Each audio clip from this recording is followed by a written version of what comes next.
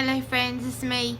I'm going to talk to you about Hagia Sophia, and you've heard about it, it's been on the news, and it's been reportedly declared today that Hagia Sophia will indeed be converted into a mosque.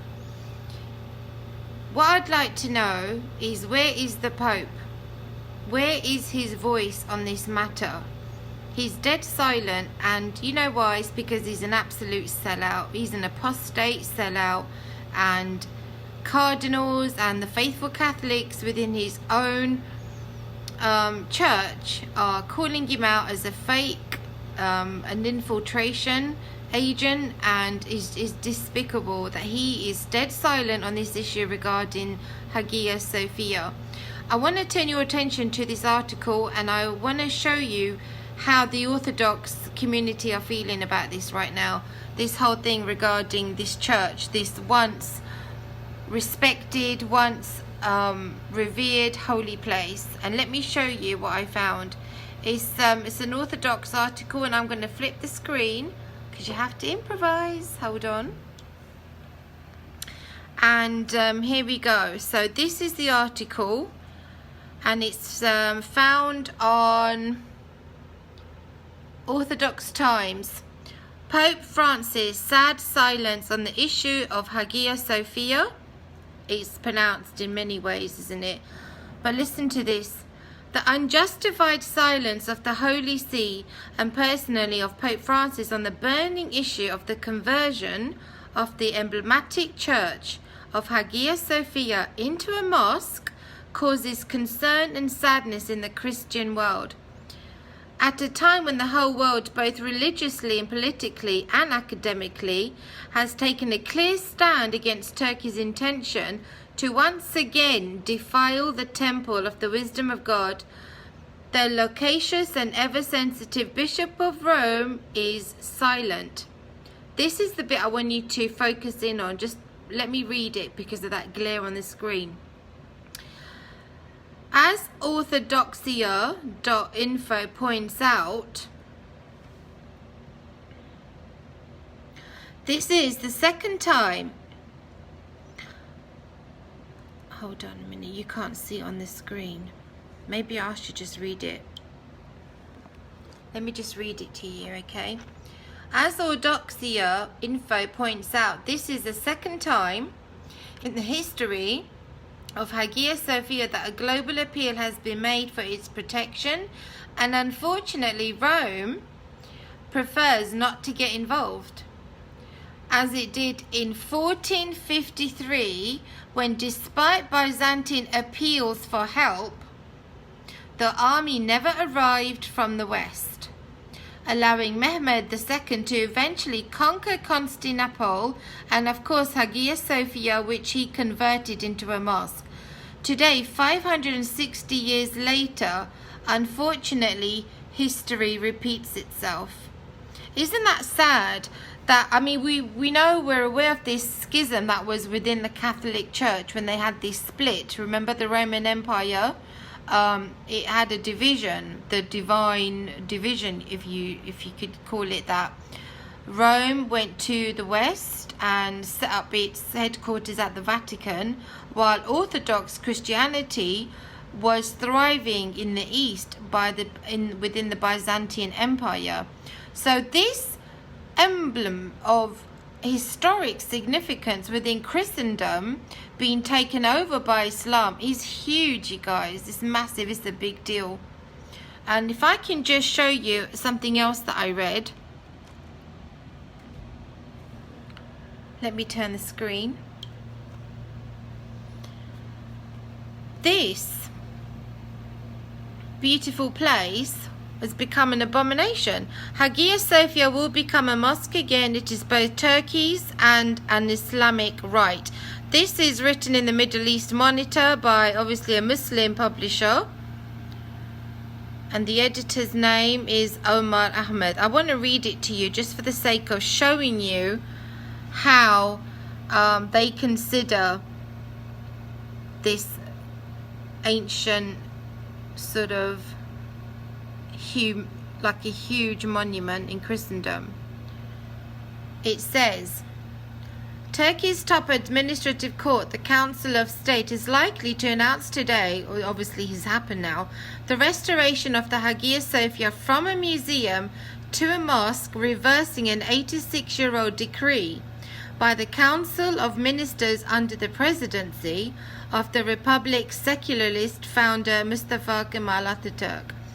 Once the largest and most important cathedral in the world, the UNESCO World Heritage Site was initially an Orthodox Christian church for almost 1,000 years on the orders of Byzantine Emperor Justinian in today's Istanbul, former Constantinople, named after the Emperor Constantine, who commissioned the original structure. Let me just scroll. The fall of Constantinople to Islam was foretold by the Prophet Muhammad, and successive Muslim armies had sought to fulfill this prophecy, starting with the Umayyad Caliphate as early as the 7th century. As part of its turbulent history, the Hagia Sophia was even converted into a Roman Catholic cathedral for almost 60 years during the Crusader occupation in 1204. During the Fourth Crusade. However, the city's capture would be overseen by Ottoman Sultan Mehmed II in 1453. The Hagia Sophia was converted into an imperial mosque in the empire's new capital, where it functioned as such for some 500 years before the demise of the Caliphate in 1924 in the aftermath of the First World War. That there, my friends, is what I believe was the beginning of the, if you like, I'm just going to set my camera back up here, the beginning of this hostility from Islamic Middle East towards the West. Because remember, they view the fall of the Ottoman Empire, I'm trying to fix my camera now, of the Ottoman Empire as a sad chapter in history, and what they're trying to do is to revive that Ottoman Empire dream. This very thing regarding let me just show you, this decree has been overturned unanimously. I'll read to you from Reuters. President Erdogan signed a decree on Friday opening Istanbul's Hagia Sophia as a mosque after a Turkish court annulled a 1934 government decree that had turned it into a mosque. A copy of the decision showed. Erdogan shared on his Twitter feed a copy of the decree he had signed, which said the decision had been taken to hand control of the Hagia Sophia Mosque, as it is known, to the country's religious directorate and reopen it for worship. They're going to reopen it for worship in 2 weeks, you guys. This is a clear affront to Christendom, because I've been saying in my previous videos that in the Islamic mindset, the Pope, the Catholic Church, Christendom, you know, the very part of the church that many Christians also are always bashing and mocking and calling heretical, the very Christian church is being absolutely subjugated right now. And the Pope is silent. He's a spineless git.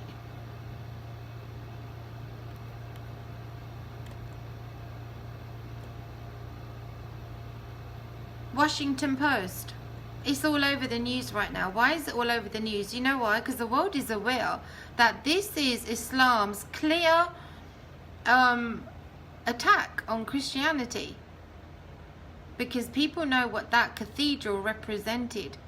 Turkish President Erdogan announced Friday that Istanbul's iconic Hagia Sophia would become a mosque once again, brushing aside a legacy of Turkey's secularizing modern founder, Atatürk, who converted the site to a museum more than 8 decades ago. He did that because he was trying to keep peace in the region. Remember, they overthrew the Ottoman Empire, installed this secularist Atatürk, and thus it was called Turkey, named after him. In a televised address, Erdogan said that prayers would start at the compound in 2 weeks, and that Hagia Sophia, originally a Byzantine Christian cathedral and later an Ottoman mosque, would remain open and accessible to visitors from all over the world. I quote, "We will open Hagia Sophia to worship as a mosque, preserving the common cultural heritage of humanity," whatever. He said, entrance to the site, he said, would be free of charge. Critics have argued that converting the monument would be religiously divisive and dismissive and diminish its appeal as a destination for people of all faiths. Some of the loudest warnings came from abroad, including from the United States and Greece, which is largely Orthodox Christian.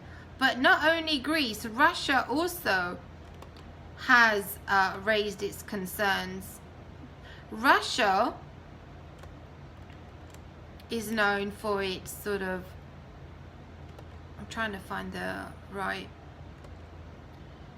link to read out to you. So you've got Orthodox Christianity in Russia,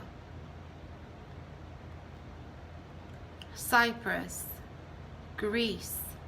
Cyprus and Greece are under direct threat and intimidation by the Sultan of Turkey right now. And we have to keep our brothers and sisters, the Christians in those regions, in prayer. I'm concerned that things are going to get heated up over there, you guys.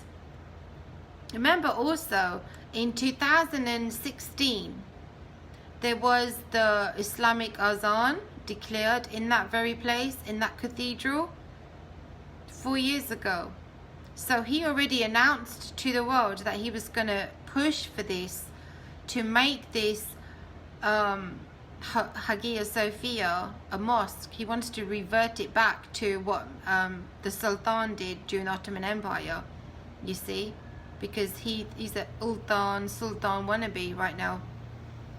The Muslim world, I tell you, if the Muslim world heard Erdogan declare himself as Caliph, he would have unanimous support. That would of course exclude the Shia Muslims and the Arabs, because they don't agree with that vision that he holds. Anyhow, the Bible in the book of Daniel talks about regional conflict coming, especially between the king of the north and the king of the south. That's another time's message. Erdogan's plan to turn Hagia Sophia into a mosque sparks anger in Russia. They've been pushing Russia's buttons for a long time. A lot has been going on in Russia. Well, there's so much. I wrote it down here to keep it brief. Russian interests, of course, are directly opposed to Turkey because of their involvement in Syria. They've been supporting the Assad regime by backing the rebels. But Russia is also clashing with Turkey in Libya, because both sides are supporting the opposing sides. And not only that, if you recall it, back in 2015, the Turks had shot down Russian Air Force Su-24 due to alleged airspace violation by Russia. And this happened on the Turkish-Syrian border. So Russia is being sort of pushed now into a corner. How are they going to respond to the Orthodox community within Russia? We're very indignant right now. Meanwhile, celebrations are kicking off in Turkey because they're celebrating it. This is a victory for Islam. This is how they see it. A lot of people really want to believe that Islam is just going to disappear because of the mass conversion rates to Christianity.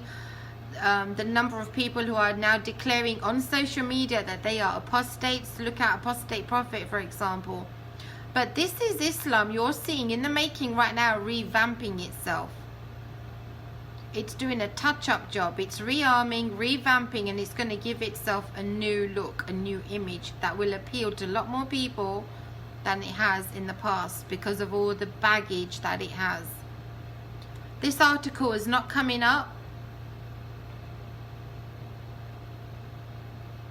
I think it's a paid, it's a paid post anyway. It was a really interesting article regarding Russia getting a little fed up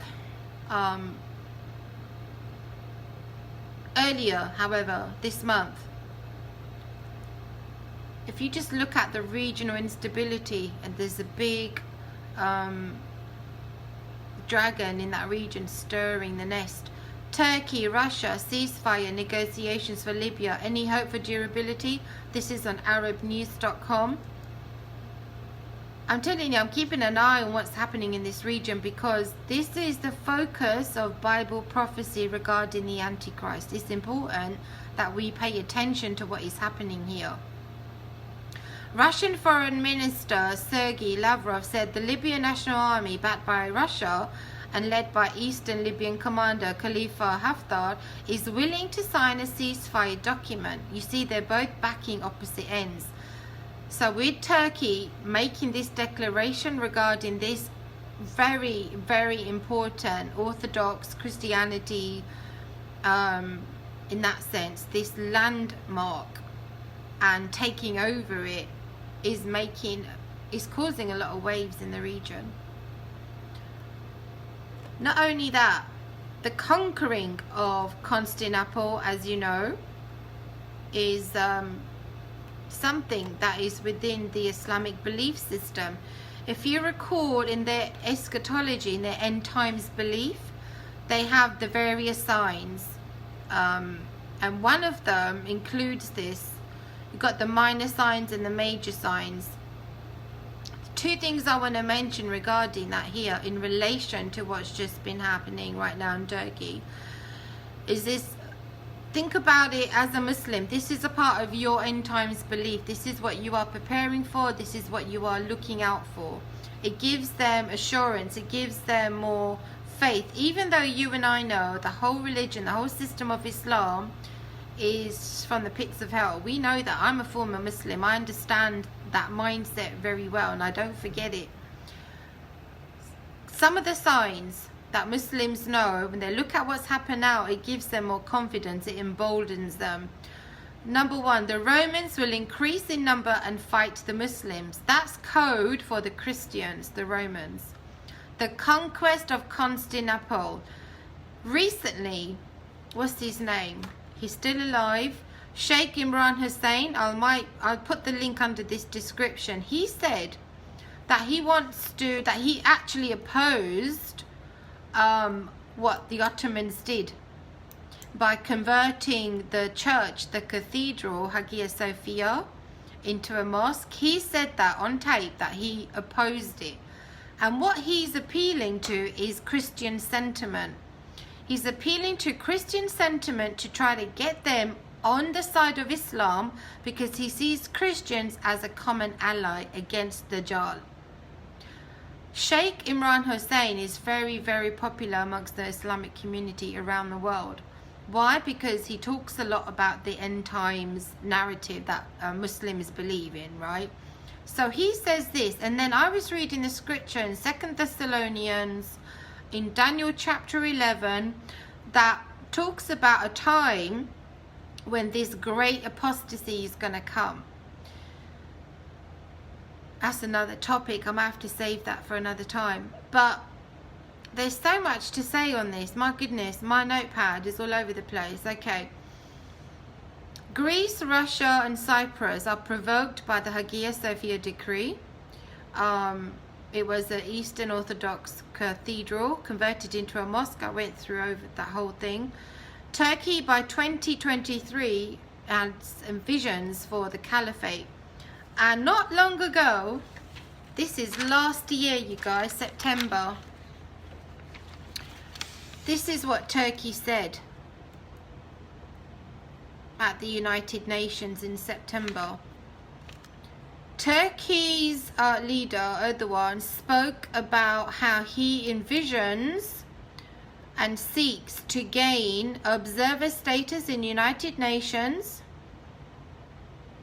and the Organization of Islamic Council, the OIC, for the Turkic Union, because he's just recently forged together another union. It's called the Turkic Union. There are 4 permanent members in the Turkic Union. Hungary has just joined and become the 5th permanent member, Turkic Union. But he wants the OIC and the Turkic Union to gain observer status at the United Nations. And remember my previous videos, I told you that by this September 2020, Turkey is going to be the president of the United Nations. So, and although that role in itself is rather conspicuous, it's not very clear as to how much power will be given. It's alleged that it will be just an observer, somebody who oversees the meetings, the delegates, and what happens in those meetings, in those conferences, rather than making a decision or taking action or vetoing anything. So, but again, I would still keep an eye on that. He also published a new map for the region. Do you remember earlier last year or late last year? It was published by the defense minister and it was up on Facebook. It showed half of Syria, north of Iraq, Greece, parts of Greece, and all of Cyprus in the hands of Turkey. Turkey states that Operation Peace Spring was to eliminate terrorists from northern Syria, secure Turkey's borders, aid in the safe return of Syrian refugees, and ensure Syrians gain to ensure Syria's territorial integrity. I mean, that's just an oxymoron. Why is he even there in the first place? Is because he's gaining a stronghold. He wants strongholds in the regions. These are notes that I made from last year regarding this that I was researching. So it's gaining a lot of ground, and it's being very bold in making these steps right now to further this vision of 2023. What happened in 2023?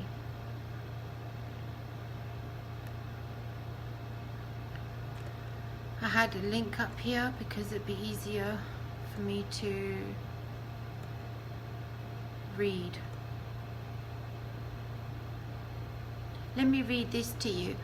Turkey aims to achieve all EU membership conditions and become an influential EU member state by 2023. Second, it will continue to strive for regional integration in the form of security and economic cooperation. Third, it will seek to play an influential role in regional conflict resolution. That reminds me, is another statement that came out of Turkey, and I wrote it down here. Let me go and find it.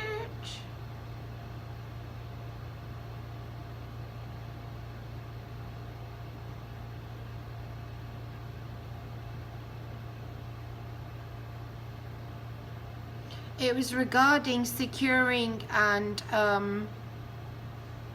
rebuilding their military, their defense system, and they wanted to be totally independent, and they were aiming for the 2023 as a landmark.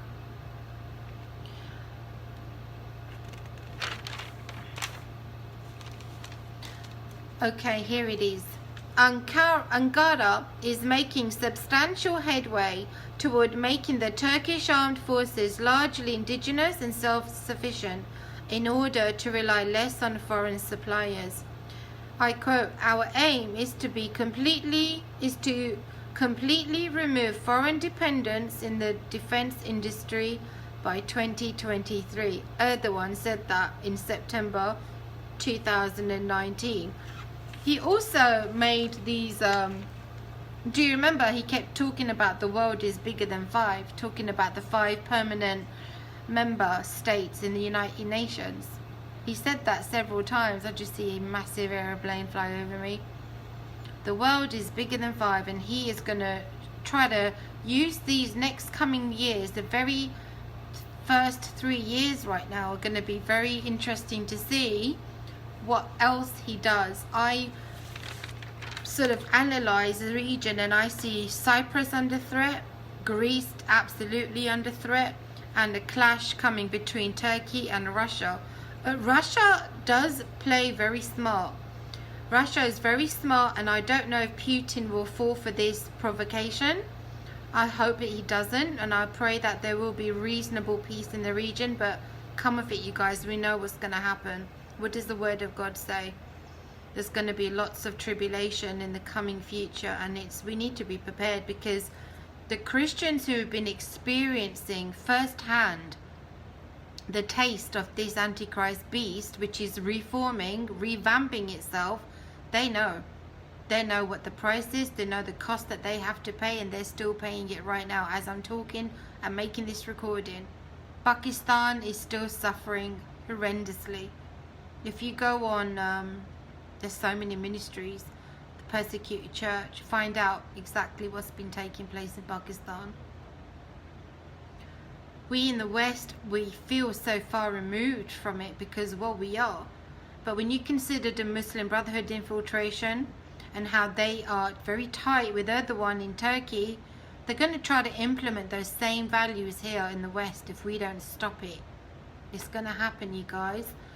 Also,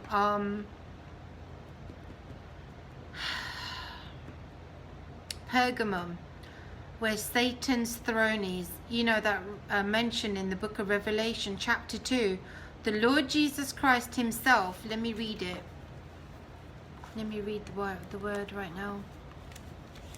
We need the word of God.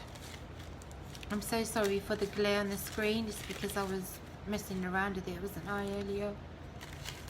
Revelation chapter 2.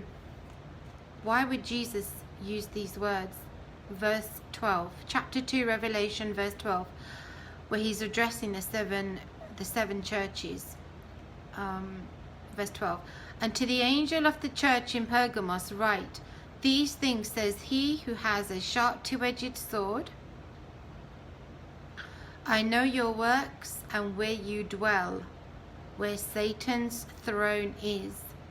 And you hold fast to my name and did not deny my faith, even in the days in which Antipas was my faithful martyr, who was killed among you, where Satan dwells. 2 times he said that is where Satan dwells. Now, do we take that metaphorically speaking? Do we allegorize that, or do we take him at his word? He literally means this is a place where Satan dwells on earth. Is it a coincidence that this region is in Turkey? And the future Antichrist beast kingdom comes out from that region? Antipas, who is he? Let me find something so I can read to you. His faithful martyr, right?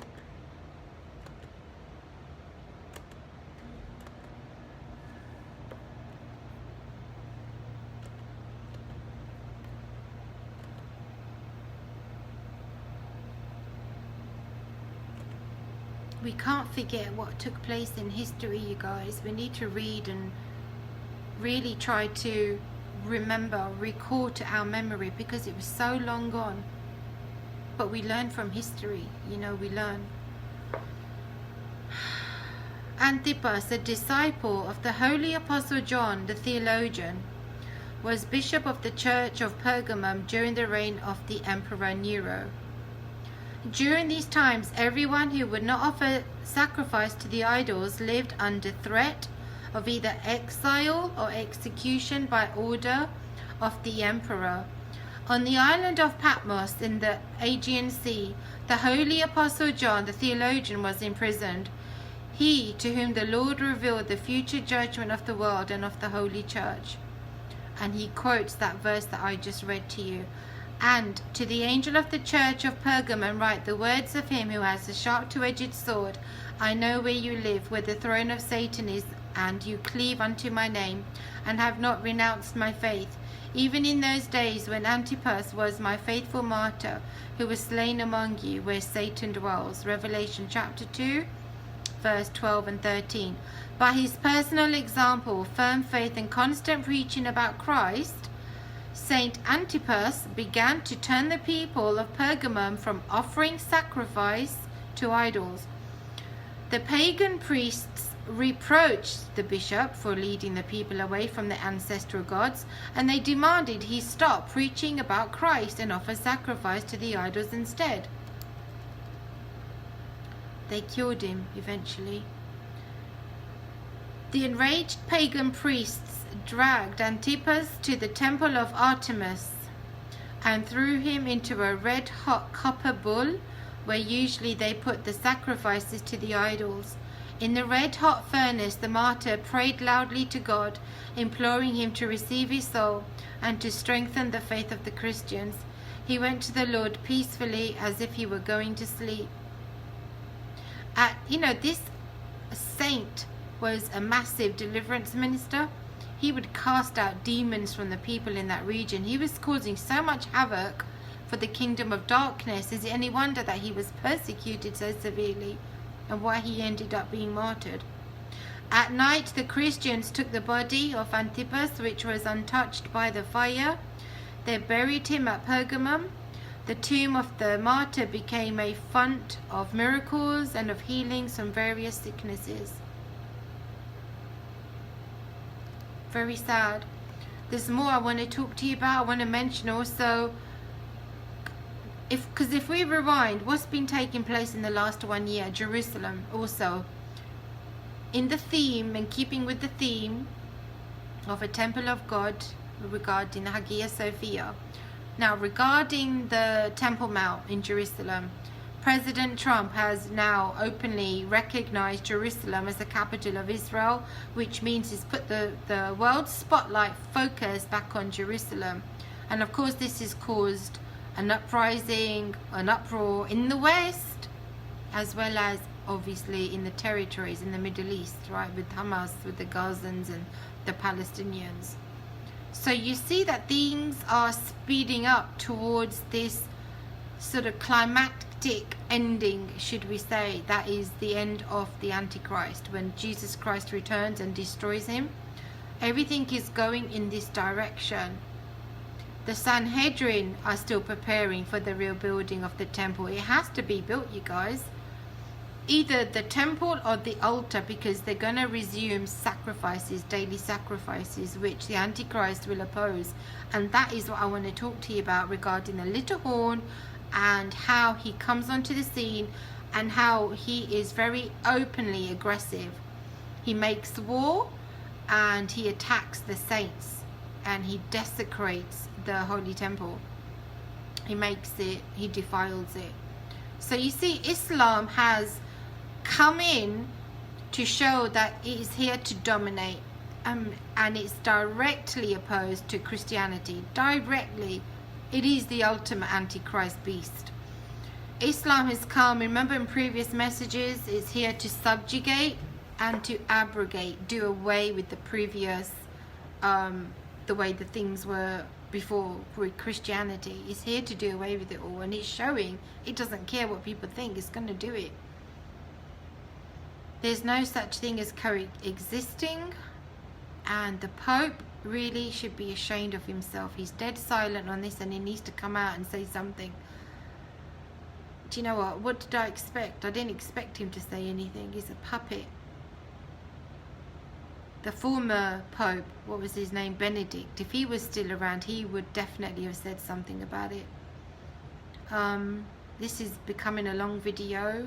I'm really worked up about it, and I think this is a bad thing. It's a bad thing for Christendom. It's not a good thing, you guys. Please keep the Christians in that region in your prayers. Expect a lot of turmoil, and expect a lot more Muslims around the world to be now emboldened in their faith, more confident in attacking Christianity. So can you just take a wild guess what that does to the Christians, the minorities in the Middle East, North Africa and Asia? What does that do to them?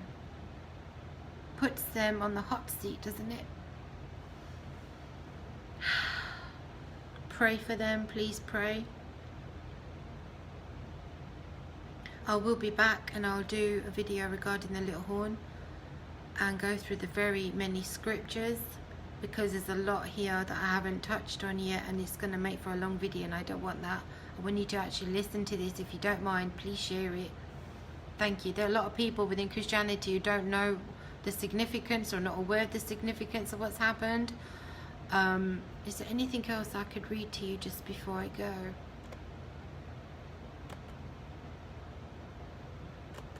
Something that I wanted to read to you, actually I missed it. It's from this website, islamiclandmarks.com. Actually, let me read it to you now. Because this mosque was built, it was around, and Muhammad would have known about it. It was there in his lifetime. The magnificent building seen today was commissioned in the 6th century by Emperor Justinian. He was determined his creation would exceed in size and splendor the Temple of Solomon in Jerusalem. Work started in 532 CE and the building was inaugurated in 537. The building was therefore present during the lifetime of the Prophet Muhammad.